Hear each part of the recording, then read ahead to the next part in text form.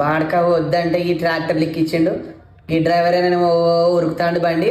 పెళ్ళాన్నేమో మంచిగా బండి మీద ఎక్కించుకొని పోయిండు మొల్లిగాడు. అమ్మనేమో గీడ కూర్చోబెట్టిండు ట్రాక్టర్లో. వద్దురా బాడక పెళ్ళికి అంటే రా రా రా అని తొలికొచ్చిండు. ఒక్కది కూడా మాట్లాడతలేదు అమ్మ. అమ్మో వయసు వచ్చిన పెళ్ళామేమో మంచిగా బండి మీద పోతుంది. శాతగా అమ్మనేమో ట్రాక్టర్ కూర్చుంటారు. బాడక గీసుకుంటే కొడుకులు అని కనమమ్మ. ఓ బాడక పెళ్ళావాలి అయ్యా డ్రైవరు, ఓ బాడక పెళ్ళావాలి అయ్యా డ్రైవరు. ఉరుకుతాండి వయసు పిల్లలు కూర్చుతారా అందరూ. ముసల్దాన్ని కూడా ఉన్నాడు అసలు చూడు జరా నన్ను. మెల్లగరా నాయనా.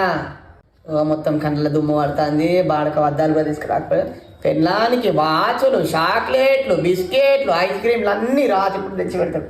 ఆ అద్దాలు తీసుకురాలా నాయన, ఇది కనిపిస్తలేదు అంటే బాడకో తీసుకురా అని తీసుకురాడు. ఇప్పుడు గుర్తొచ్చిందా అమ్మ నీకు నమస్తే అంటున్నావమ్మ. నేనే మా ఇంటి పిల్లనే మీ ఇంటికి ఇచ్చిన. మా ఇంటి పిల్లగాని